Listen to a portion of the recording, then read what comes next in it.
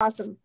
Sure, sounds good. Good afternoon, everyone. Welcome to today's Zoom event hosted by the Assiniboia Chamber of Commerce and sponsored by Butler's Compound and World Trade Center, Winnipeg. My name is Adam Kilfoyle, and I'm the chair of the Assiniboia Chamber. I'm also the managing partner of Heartland CPAs, an accounting firm located here in West Winnipeg. First of all, we should acknowledge that we're on Treaty 1 territory, and the land on which we gather is the traditional territory of the Anishinaabe, Cree, Oji-Cree, Dakota, and Dene peoples, and on the homeland of the Métis Nation. Our chamber takes great pride in the intimate numbers we get for these events. They create an atmosphere of openness and inclusion for everyone in the room. We look forward to getting back to in-person events soon enough, though. But until then, we'll do the best we can in building the connections through these virtual means. Before I introduce our first event sponsor and to best utilize our time together, can I get everyone to open the chat section on the Zoom there and introduce yourself? I know some have done that already. So introduce yourself, put your name, company, position, and if you're comfortable, a contact phone number or email addresses so others on the call can connect with you. This is like the part where we would be traditionally shaking hands and exchanging business cards. I presume we're all chamber members? Sorry, didn't mean to interrupt. Oh, no problem.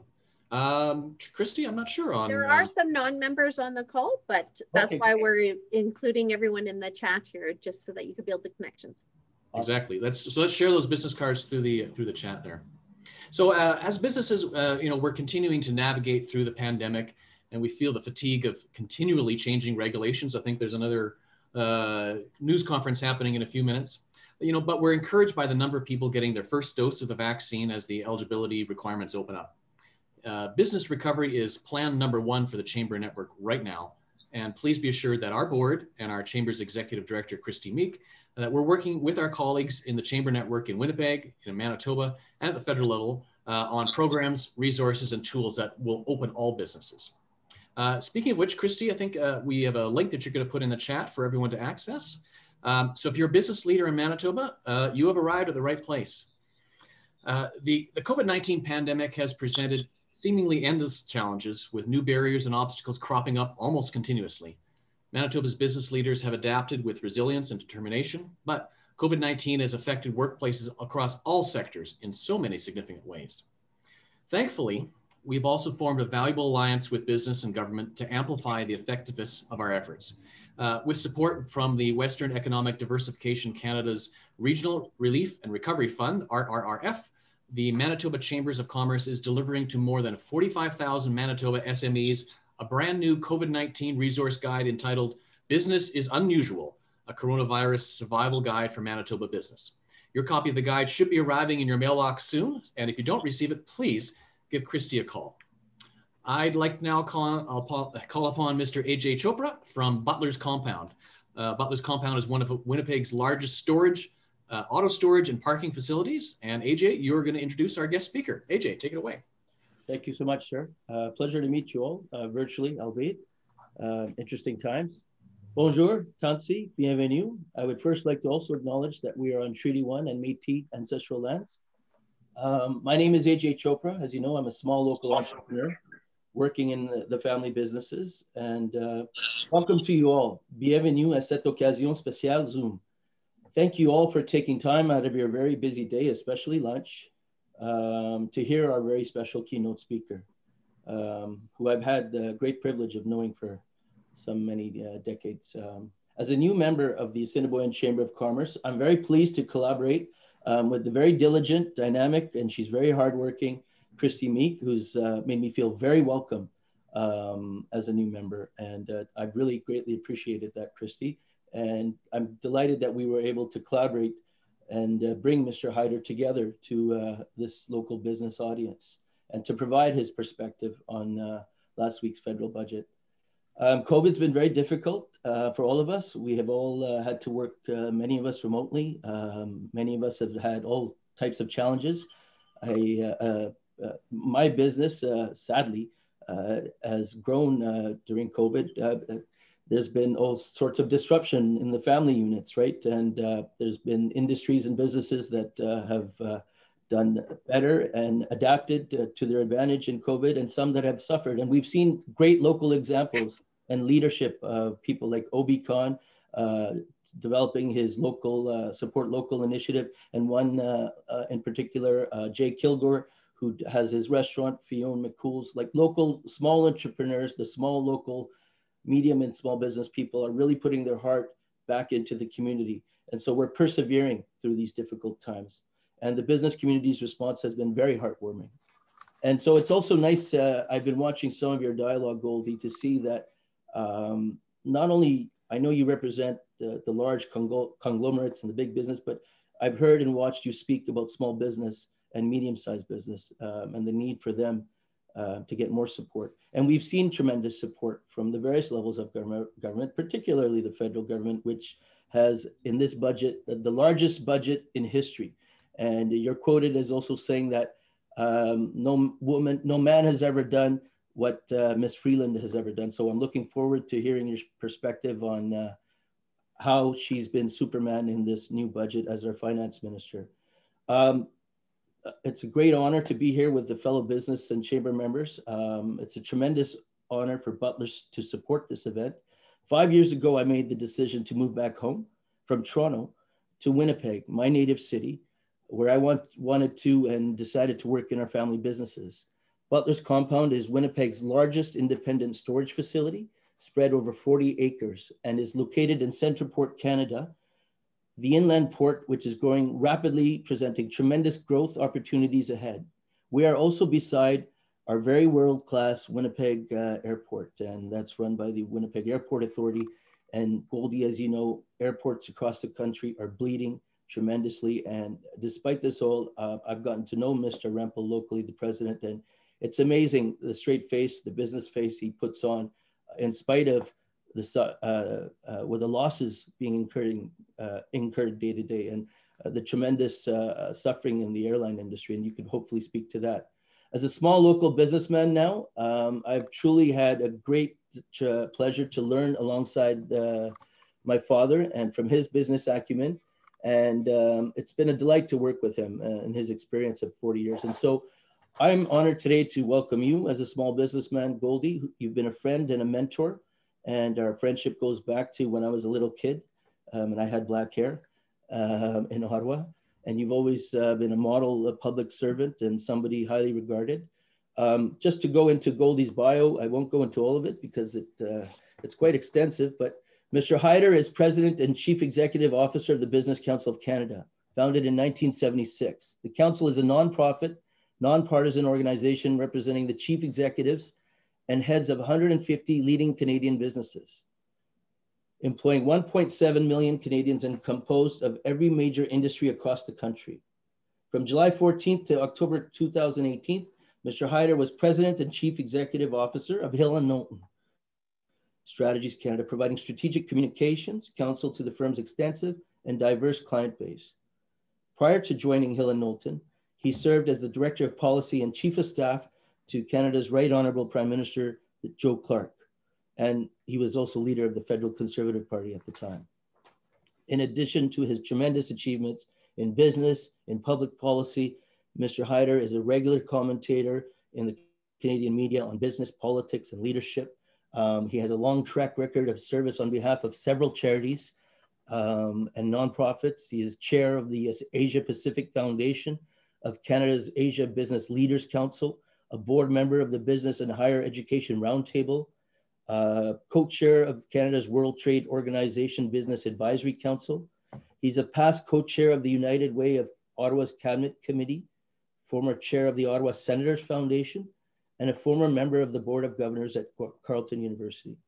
Goldy, bienvenue à Winnipeg. He also has medals from the Queen, from Jubilee and Golden.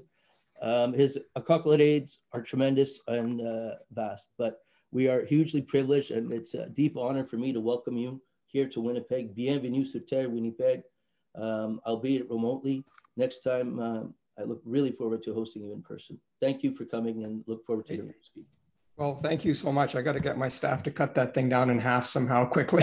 I appreciate that introduction, and it's just great to be here. Let me just say, Krista, you've been terrific to work with. My staff and I have really enjoyed just how on the ball you are. So I think the accolades to you were certainly well-deserved from what I have experienced.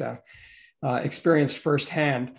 Look, it's nice to be in a forum, in a session like this, where I'm able to have some, real personal interaction with people who are living it right on the front lines, and being able to, really share with me, quite frankly, what you're experiencing. Because as Ajay rightly noted, I've often said to my friend Dan Kelly at the Canadian Federation of Independent Business that I've been as busy supporting SMEs, if not more busy, than the large businesses, because many of the large businesses have actually fared okay. And I'll talk a little bit about that. But you have to remember, these SMEs they're our customers. They're they're in our community. They're part of our supply chain. They're our neighbors. And so, when they say building or getting through it together, or we're all in this together, I mean, it can't just be a hashtag. I think you have to live it and you have to act it. And we've certainly tried to do what we can as large employers to make sure that we are.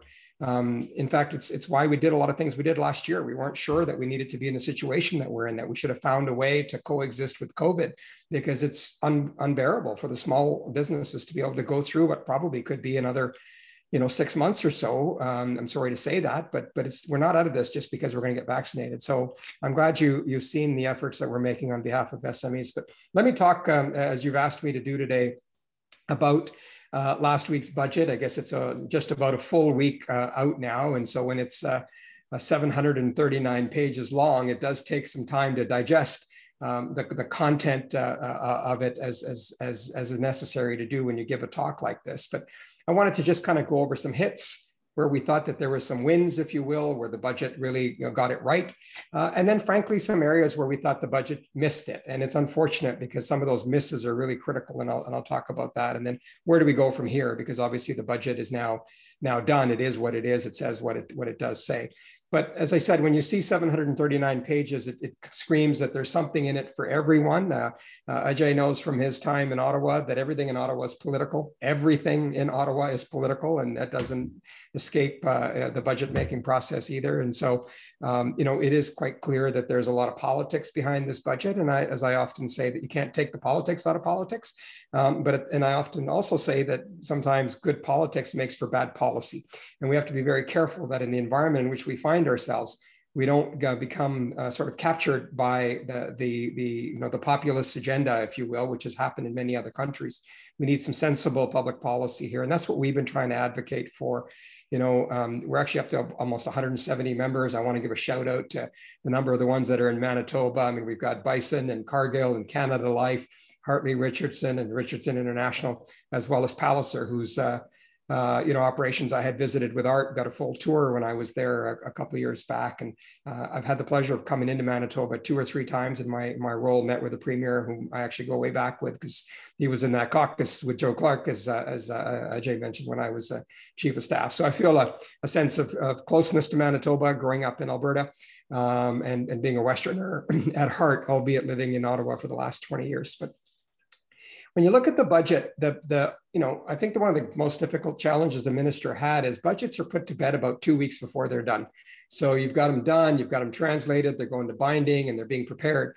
And then these things called events continue to happen because they don't pause for your budget. And you notice that just leading up to the budget, the last 3 to 5 days, I mean, the wave just took off.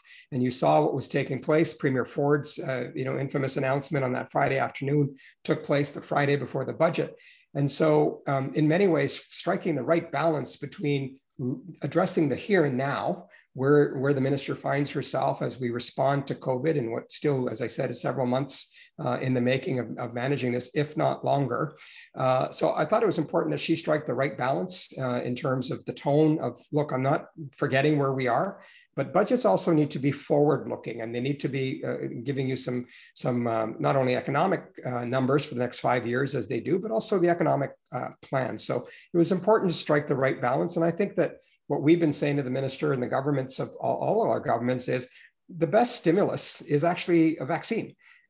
We are experiencing a very different crisis here than we did in 2008. We are experiencing a crisis of demand driven by the fact that Canadians are complying, as we do, with our government, government mandates to basically, help contain this virus by staying home. And so we've given up our mobility. We've given up our ability to go out and do the things that we normally would do, whether it's shop, go for a coffee, or take a vacation, or fly for business. We've complied. And as a result, the economy, of course, tanked last year for as much as nearly 15%, if you want me to round up a little bit. But now we're at a very different place. The economy is bouncing back, and it's hard to believe that given where we find ourselves still with the pandemic. But the last quarter was a pretty strong indication as to the importance of growth, because as many of you will know, we were expecting the budget to hit a $400 billion deficit, and it hit, these days you can say, only $354 billion. And that $46 billion, as I reminded the minister and others, is that it came from growth. That last quarter of the fiscal year, January to March, we had all those record jobs. And as you all know, as business leaders, we don't hire as businesses on the basis of, I think I'm going to have a good weekend or a good week or even a good month or a good quarter. We hire because we think the talent is necessary to help us grow our business. And we feel confident that with that talent, we'll be able to do it for years to come, not just months or quarters to come. So I sense a lot of optimism is there in the economy, and it's going to help slingshot its way out. And I'll talk about that as well. But focusing on the wins, if I can, it might surprise you, or hopefully it doesn't, but it might, that an organization like ours worked very closely with the labor movement and women's groups and others to be well out in front of the push for childcare. And I know that for many people, childcare is a social issue. It's about families, it's about kids, it's about early learning, and so forth. But if I'm being candid, for us, it's an economic issue. Our members are extremely stressed long before the pandemic about the aging demographics and the crises that is going to take place in terms of talent acquisition, which is very important to any business of any size, because people are still, despite all the technology, central to what it is that so many of our businesses do. And so childcare for us represented a chance to really promote an economic policy that would allow primarily women, but not exclusively so, to come back to work, to create the conditions in which people can either come back to work or join a workforce that they may have thought was not available to them because it made no sense to go work to make $60,000 and spend $30,000 of it on childcare. So they thought, well, what's the point, right? And so we're very happy about the announcement in and of itself. We've been neutral on what the format of that should look like. I'm not naive. I know that the Canadian Constitution can have a lot of problems on these issues. But I think that this is just simply one of those policies whose time has come. When you get, business and labor and government, and women's groups and kids group and all of these groups aligned, it's going to be very difficult for any premier to say, I don't want your money, and I certainly don't want to spend it on childcare. And so there's going to be, I think, growing pressure over the course of the next 5 years to bring about childcare that's not just affordable, but as I think many people will say, I use the analogy of the housing crisis that we face. It's the same crisis in childcare. We lack spaces. We need places for kids to go.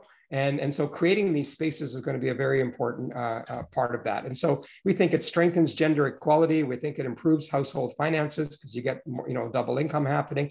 And obviously it'll support the economic recovery. And so I appreciate Premier Pallister effectively holding back, unlike some others, and saying, let me not pass judgment until I've seen the plan and see what Manitoba's issues really are and how we can address them. So we'll look forward to seeing what he does with that.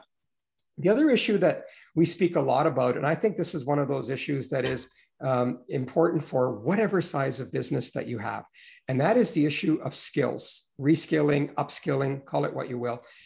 We are going to need to recognize that there's going to be a need for expanded training to help unemployed Canadians, that in fact, there are some jobs that are simply not going to come back.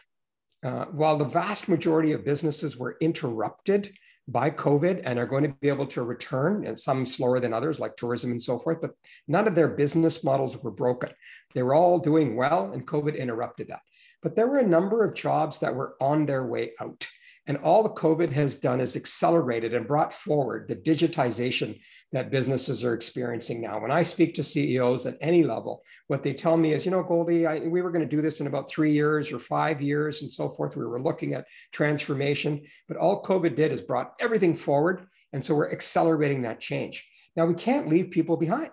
we can't just say to people, you're on your own, defend for yourselves, because that is going to create the very social strife that I work every day to make sure it doesn't come to Canada, because it's happening in different parts of the world. And I'm going to talk a little bit about that as well. So training and reskilling is a critical component of helping people see that even if they feel like they're falling behind, that there's hope for them. And hope doesn't include going back to school for 4 years. You know, it doesn't include giving up your job and going back to school for a year or two. We're going to have to work hand in hand, business and government, to help reskill and retrain. And when I talk about skills, I'm not talking about just white collar. I'm talking also about blue collar. There's a shortage of labor that is taking place across this country. I'm worried that some of the programs that the government announced on retrofitting, for example, buildings and homes and so forth. I don't know about you, but it's hard to find labor to just get your bathroom renovated if that's what you want in your house now. And so the labor shortage issues are going to be very key. And it's another area, another reason why we have been extremely active on the issue of immigration. We continue to believe that making sure that Canadians appreciate that the history of this country and the history of our economic growth is directly attached to immigration. You can go back and look at the cycles. Immigration growth brings about economic growth. It's as simple as 1 + 1 = 2. And so we're going to have to make sure that we maintain the conditions for immigration. I recognize there's fear. I recognize at times there are places that are feeling xenophobic about the situation, or they're worried about culture as they are in Quebec and so forth.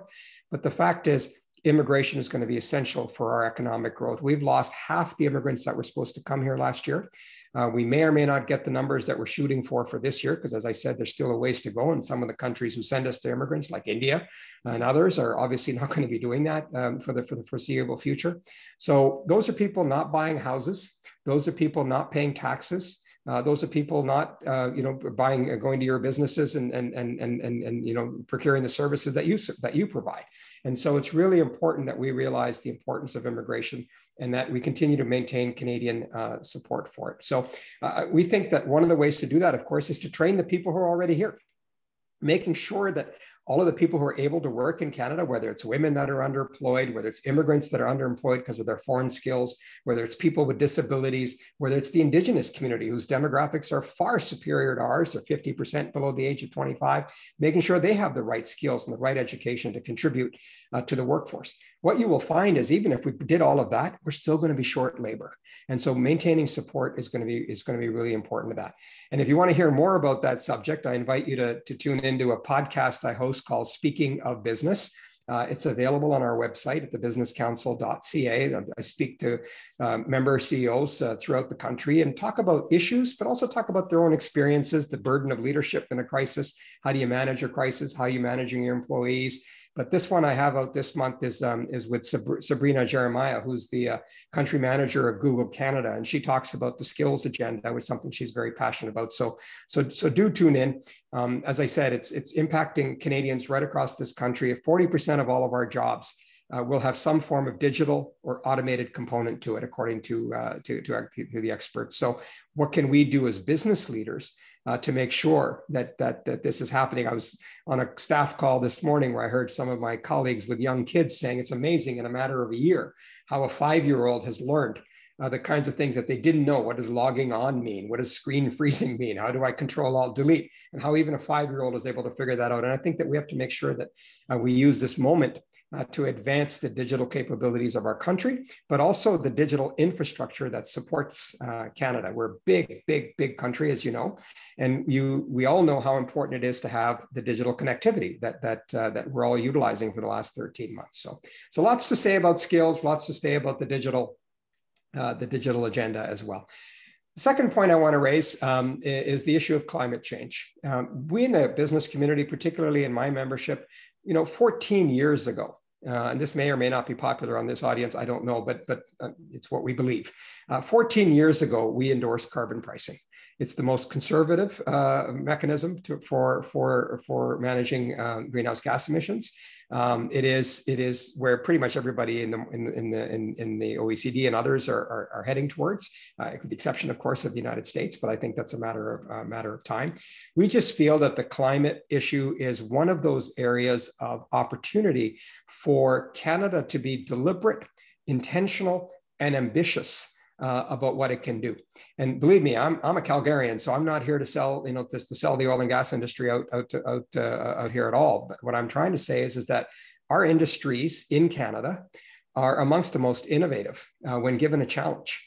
And we have a challenge here, and we know that climate change is real. We know that there are demonstrable impacts on, you in Manitoba would know with the flooding and so forth, but there are demonstrable impacts that have taken place around the world, fires, in Australia and California, all kinds of things. And so we in the business community feel very strongly that the way you address climate change is not through rhetoric, is not through divisiveness, but through what I would describe as a responsible conversation that engages business and government and others to address the journey that we need to be going on. And it is a journey, ladies and gentlemen. This is not an on-off switch. We're not simply going to be able to get there tomorrow, because we will our way there. With the greatest of respect to my friends in government, it's kind of easy if you just go around the world and make promises about what you're going to do, but we're the ones who have to do it.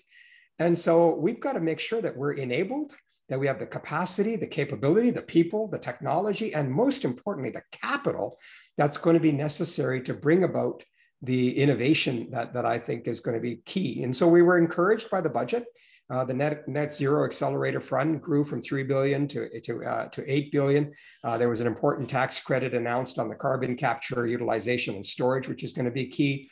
And other things like hydrogen, the small modular reactors and nuclear. These are all things that are still in the horizon. I mean, they might be a decade away in the case of hydrogen or even CCUS. So we've got to work towards that.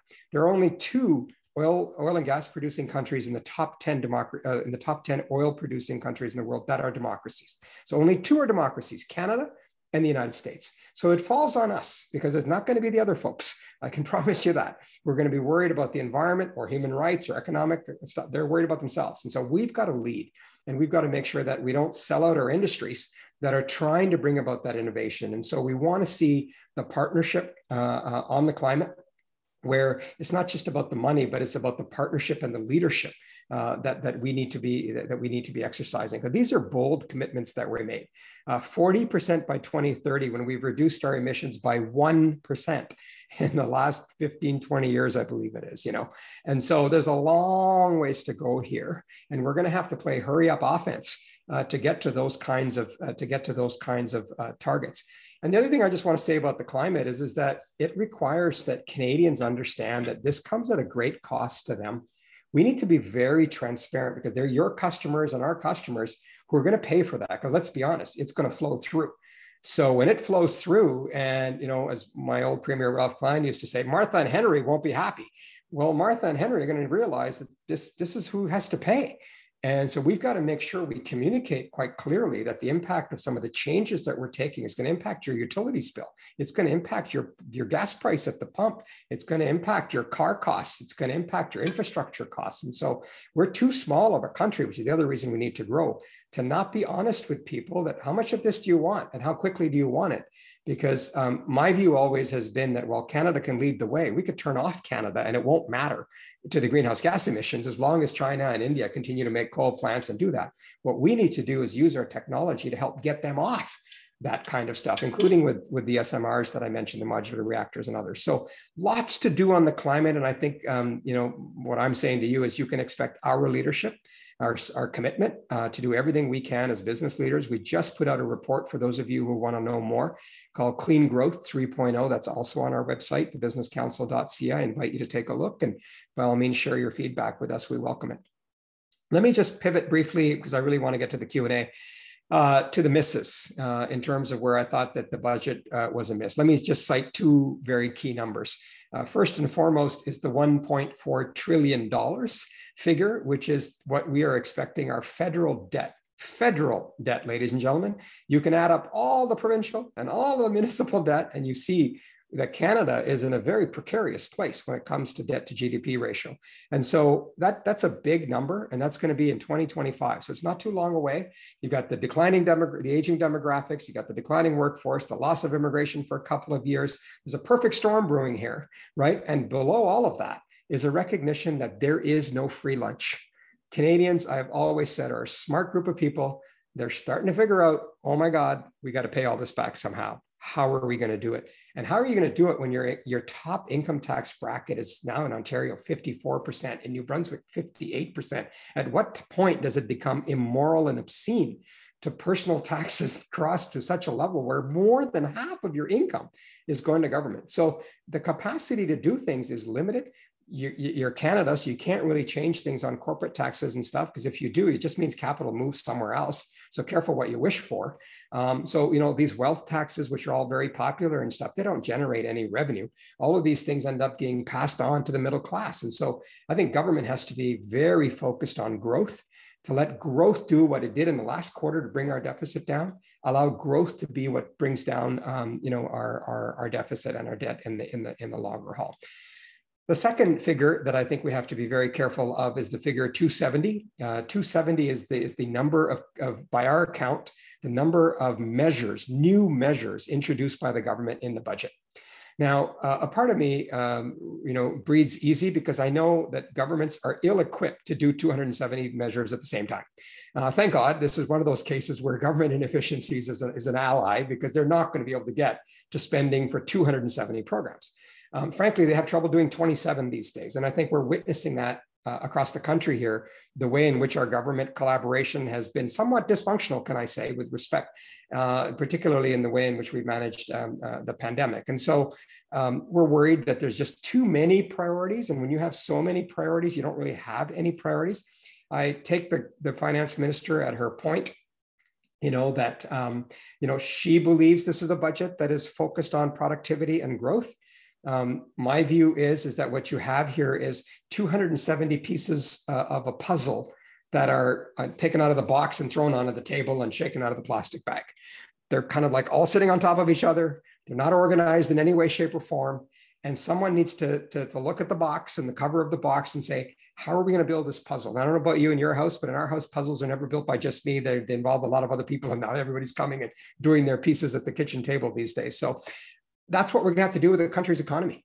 We're going to have to piece together some of these things and say, where's the plan? Where's the vision? Where's the strategy? What do you want Canada to be as we look forward? I've been saying, and this is a very personal comment, but I think it reflects a lot of what I hear from our members, which is, imagine the ambition if you set a North Star that said, we want Canada to be home to the world's smartest, most diverse, most educated, and most connected, workforce. Think about that for a second here. Why can't we aspire to say we've got a trade with 1.5 billion people around the world? We've got a lot of businesses that need the talent and stuff. Let's just do that while we develop our natural resources, because they're not going away anywhere, and we're going to have to take leverage of that. But have a plan, have a goal, have a vision. We didn't think that was there in this budget. I'm disappointed, because I had shared with the minister the letter that her counterpart in the United Kingdom had put out just a month before, basically putting forth exactly what I just talked about, an actual vision with an actual plan and an actual partnership with business at the table, working collaboratively and constructively. For too many things in our government, there's piecemeal things going on all over the place. They've announced all kinds of new measures and all these committees and consultations. It's a lot of noise. What are we trying to do? And I think that's where we're saying we'd like to help, because what you have seen in this pandemic is when there's a problem, government turns to business.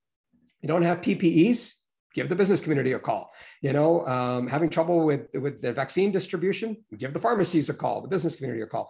Wanting to make vaccines, who did that? There was a private sector who did that. In the case of Pfizer, didn't even take any of the money that the former president was offering them. And so, the rapid screens that are taking place across this country couldn't be done by the provinces. Well, let's get the private sector to do it. So it's proven that we can be your problem solver. Why can't we be your partner from the front end?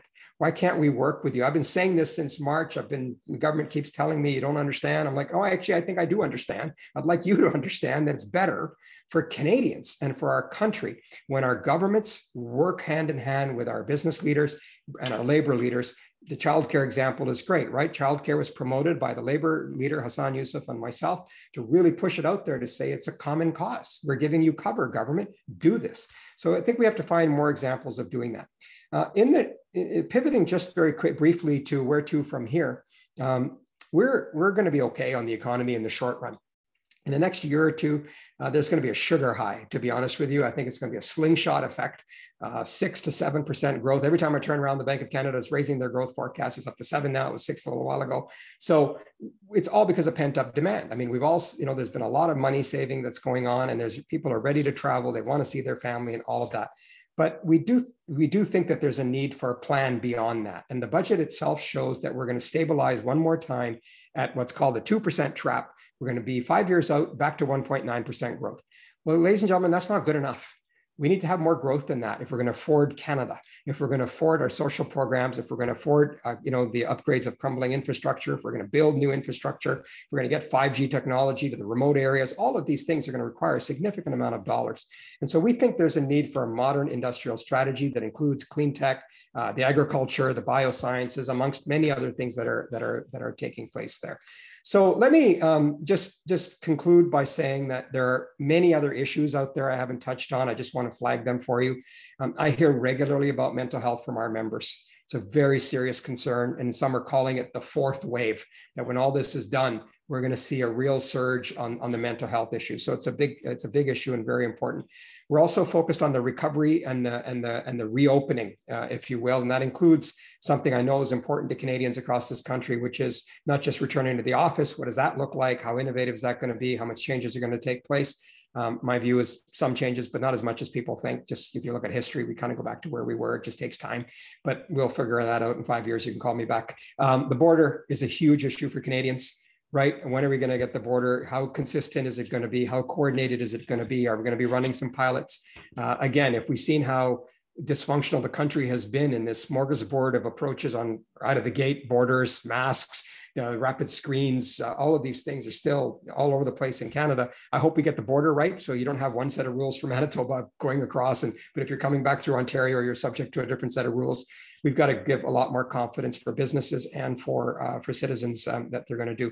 And then two things that I'm just going to flag as tremendous risks out there is the inequality as a consequence of the K recovery. There are going to be people who are going to suffer and be left behind. We cannot let that happen. We need to make sure growth includes everybody, that we can help those who weren't able to help themselves through this, and whether that's reskilling and retraining or mental health supports, whatever it might be. I want to live in a Canada that takes care of its people, no matter where they live, no matter what they earn. And I think you do as well. So we've got to work hard to do that. My members are very committed to doing that, and have been very active on social issues throughout this pandemic, from Black Lives Matter to mental health, all kinds of things that they're having to deal with. And then the second thing that I think we all have to be mindful of, in addition to the inequalities, is the thing that could create even more inequality, and that is inflation. People are underestimating that. Again, history has this, Machiavelli always says history repeats itself. It's going to repeat itself. And we're going to inflate our way out of these problems, and inflation is going to have a disproportionate impact. The rich are going to get richer because their savings and everything's getting better interest rates and stuff. And the poor are going to have struggles because they won't be able to get into the housing market. They won't be able to get a car loan. They won't be able to make ends meet. And so I'm mindful that these two things of inequality and interest rates risks are inflation are very real and very threatening to the fabric of this country. And so why we're calling for growth is driven partly by these concerns that if we get to a place where there's social disharmony, and this is why we were pleased to see the governments respond as quickly as they did to put a floor on the collapse of the lives of the individual last year. Sure, they spent more money than they should have, but I'd rather they got it wrong on that side than to undersell it. So I'm okay with how we got here. We need to learn how to do it better next time. But nevertheless, thank God we did that, because we didn't have to worry about where the next meal was coming from, right? People didn't have to worry if they had a roof over their heads. And so how are we going to do this? It's going to have to be done together. And that's the theme that I think we're most focused on, is let's do this together. So with that, let me turn it back to whoever it is I'm supposed to turn it back to. Thanks, Goldy. You are a pleasure to listen to. I just got to say that to start off. I do have a couple of questions that I'm going to ask, and then I'm going to open it to the people on the call as well. I'm very well aware of time, but you mentioned a couple of things, and I have my questions, and I feel you answered them okay. So I'm just going to dive to some other question. But regulatory competitiveness and reducing interprovincial trade barriers have not only long been a priority of the business community, but are also low-cost ways to grow our economy. We were happy to see announcements on this in the budget. Apart from funding an internal trade secretariat and a regulatory external advisory committee, what action do you think the government should take on these issues? Well, what I've said to the minister, and I said to her predecessor as well, is the next time the premiers call for a check on healthcare or something else, tell them, yeah, as soon as you get rid of the interprovincial trade barriers, the economy will grow 4% of GDP. I can fund your healthcare, but I can't do it if you continue to be us choking effect, stifling our own economy as we free trade around the world. But we can't do interprovincial trade barriers. And I know everybody talks about the wine example, but there's so much more of this: refrigerators, coolers, tire sizes, absurd things. My dad likes to say the problem in Canada is there are no problems, so we make them up. And this is a great example of it. It's absurd that we have interprovincial trade barriers. And we've been putting a lot of pressure on the premiers directly to say, if not now, when? What exactly are you waiting for to lift these? And I want to acknowledge the great work that Jason Kenney has done on this, along with Premier Pallister and Scott Moe and Doug Ford and Premier Horgan and others have been really trying to put together the New West Partnership to some extent to say, look, we may not be able to get the whole country on board, but we got to get enough of the country on board to build momentum so that others can join. And I'm putting a lot of pressure on the government of Ontario and others to say, you got to take a look at this. It's already there. The other approach that's taking place is called the Canada Free Trade Agreement. It's going to be a little bit more complicated for a variety of reasons, but we need to make sure that we don't let this moment go. On the broader issue of regulatory competitiveness, let me just say that it is an area that I hear when I travel, or in the good old days when I used to travel around the world. It is surprising to me how many people say to me, and my government, the government gets mad, Goldy, you got to stop saying this. I'm not the one saying it, it's the message. I'm hearing it from the very people that we're trying to attract capital from, that the brand of Canada is becoming. It's regulatory uncertainty. It's unpredictable. If you can retroactively cancel a project like you did Gateway, if you can retroactively introduce new rules to TransCanada, at that time TransCanada and now TC Energy and Energy East, I mean, what kind of a place does this? And so if you don't provide regulatory stability and regulatory predictability, and by the way, just recently I had an ambassador from Europe say to me, the interprovincial trade barriers. I'm thinking, if our governments could hear that it's not just, business community in Canada saying this, the people whose capital investment we need are looking carefully and saying, will my capital go to full use? Will I get the ROI? What will happen when I send it to Canada? And so I've got many members who are part of global conglomerates. And by the way, it's one of the reasons we lost vaccine manufacturing capability. We changed the regulations. They were uncompetitive. And we told the government of the day, you will lose the investment that's necessary to make manufacturing of vaccines in your country. No. We've got to bring down drug pricing by 50 cents or $1 because there's an election coming up or whatever it was. And we were short-sighted about it. And today we better learn to say, well, why is the UK and the US and India, for that matter, have the vaccine capabilities that we don't? Well, because we made a policy choice. And so policy matters. And so we have to ensure that while governments are focused on the short term and their re-elections, we've got as business leaders to be out there and saying, can you learn from the mistakes of the 20 years ago of SARS where we didn't learn? Now the COVID mistakes, let's make sure we don't duplicate them again or triplicate them again 20 years from now and wonder what happened. So it's a wake-up call. I'm aggressive about this because I love Canada. I'm worried about our competitiveness globally because, for me, it's a pay it forward moment. This country's been very good for me and my family and for you and your families. Well, what are we doing for our kids and our grandkids? And I think that regulatory competitiveness is not sexy. It's not something you hear at the door. I'm pretty sure nobody hears about it when they door knock. But as Canadians and as businesses, I think we have to do a better job of making sure that issue is understood and why and how it affects the average person.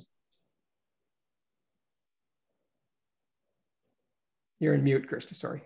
Yep, I just saw that. Thanks for that.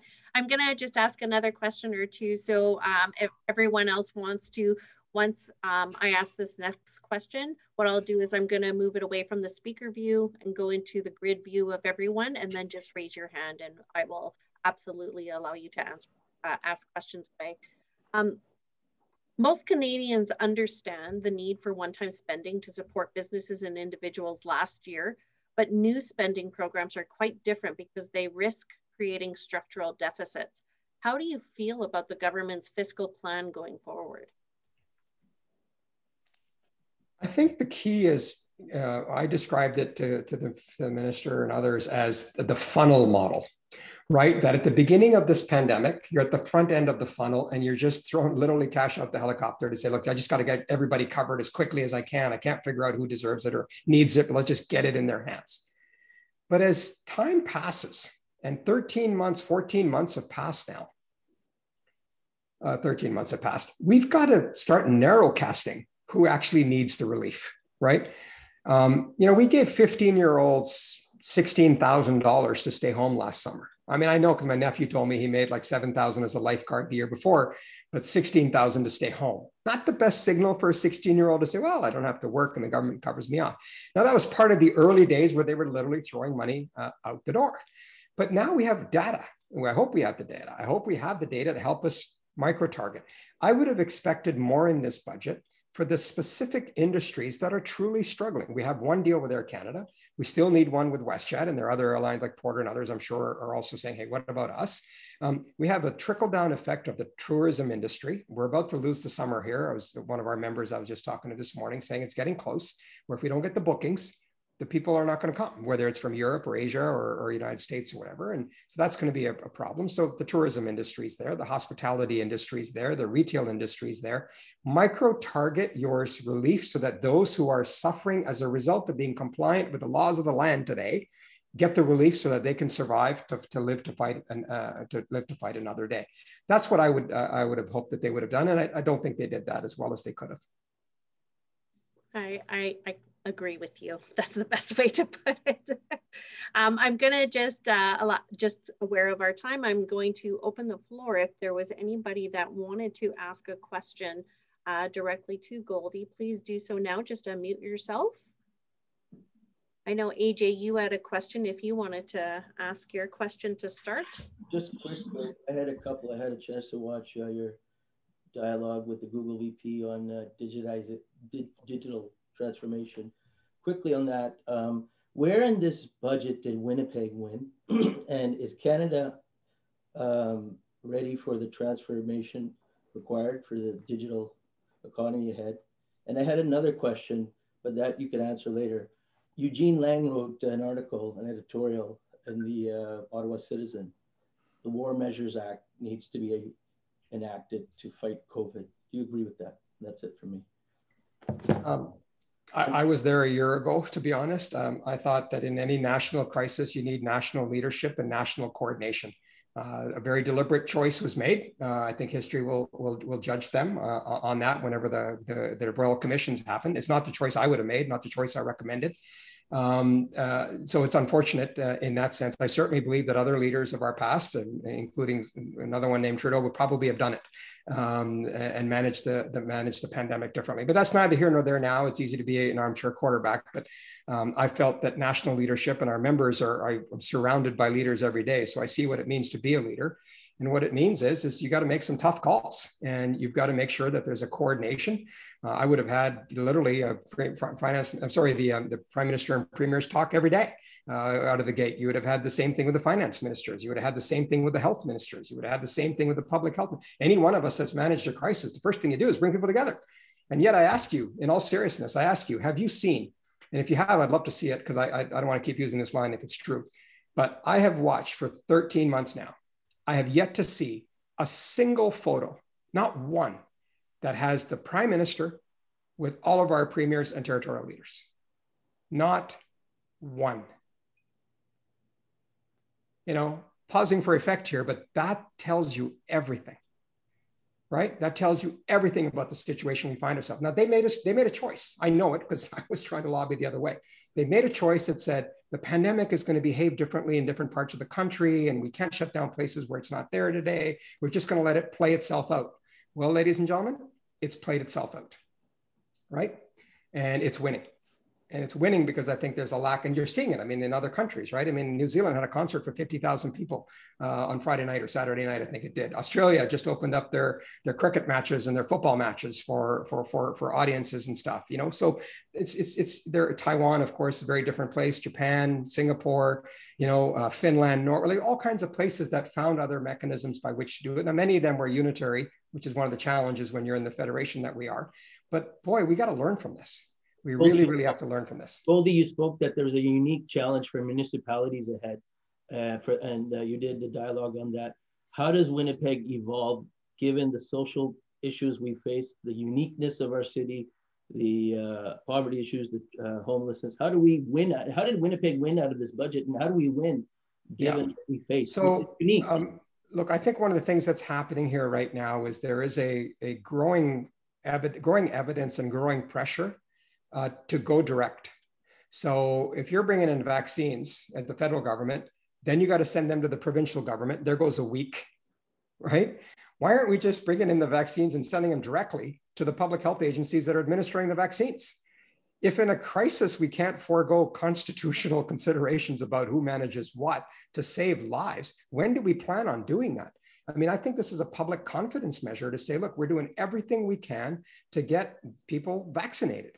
Right? I've never been actually worried about the vaccines, to tell you the truth. That might surprise you, but I've pretty much been in line with the federal government's messages on vaccines because we're Canada. We don't have the capacity to make them. We have secured a lot of them. We have a diverse portfolio. We're going to get them when we get them. Like, I think May is going to be just a record month of vaccines. I'm not even fussed about when I get vaccinated. I want the people who are greatest exposure to get vaccinated first, you know, especially in the essential areas that we're seeing in Peel and Brampton and other places like that, Toronto. So, going direct gives more power to the cities. And I know that there's a real push on the parts of mayors to say, we want to be recognized and all of that because they're not constitutionally recognized. But I think that there's an opportunity here for the cities to be more assertive on the infrastructure needs that they have, you know, so that this doesn't get peanut buttered all over the country, but really making some big bets on some of the things that we need. You know, we've talked about things like the 5G technology and the digital infrastructure. We've talked about high-speed rail connectivity. I'm worried about some infrastructure like our ports and our airports, because if we don't modernize them, they become uncompetitive. Right now, as I speak to you here, the Montreal strike continues. I think maybe they found some labor peace here shortly at the port there. Vancouver is over capacity in terms of what they're getting. And there's reputational issues I've heard from my colleagues and counterparts here in Ottawa that Canada's basically being known as a place where you don't want to ship to it because it's getting hard to get your stuff off the ship, onto a train, onto your customer. Well, that's bad for all of us. Right? That means we're going to end up paying more for stuff probably, right? So we've got to communicate to Canadians that these are not so much municipal, federal, provincial issues as much as they are national issues that can be managed at different levels of government effectively. I'm very well aware of the time, and I know we have 5 minutes left, and I want to ensure that I have World Trade Center Winnipeg speak. So for myself, Goldy, and apologize to everyone on the call about not having more time for questions, because I think Goldy is absolutely, one of those who can answer the questions that we are. Some rapid fire. Let's go fast here. Rapid fire. Well, you know what I'll do is I'm pretty sure World Trade Center has a couple of questions tossed in there. And then I put my email address in the chat so that everyone can ask some questions if there were any, ones that needed the absolute answer. But at this time, I'd like to introduce Derek Earl. He's the Vice President from World Trade Center Winnipeg. And he is going to be saying our thank you on behalf of us. And then it'll go back over to Adam. And then we can wrap it up. And if there is interest to stay longer, I'm open to do that as well. But anyways, Derek. Thank you. Merci beaucoup. Au nom du World Trade Center Winnipeg, on behalf of the World Trade Center Winnipeg and our President and CEO, Mariette Millard, thank you to Goldy Hyder, President and CEO with the Business Council of Canada. So great and timely to have you here with us today to share some of your insights and just to get some perspective for us here in Manitoba. You touched on a lot of different issues related to the pandemic, to the budget, and so many of the different social issues, global challenges, trends that we're dealing with.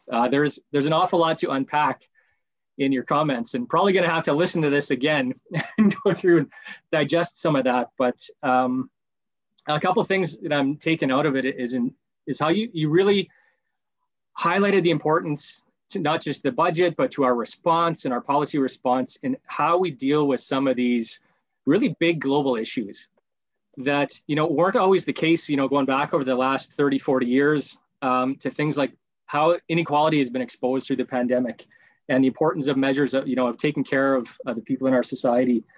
This advanced state and sort of gravity of climate change and how that's putting some new imperatives on how we respond to that from an environmental side, but from a competitiveness side. And I had a look at the reports you guys put out on that. So it certainly draws that link around, it's a big competitiveness question in how we structure our economy going forward and also respond to that. And that's some new dynamics. And I think I think the one I'm gonna take away on the budget as I kind of dissect and mull over what some of it means for us is that puzzle analogy, and how we look at all those pieces and put it back together and make sense of it. So that's a big part of what we do to support the business community here in Manitoba.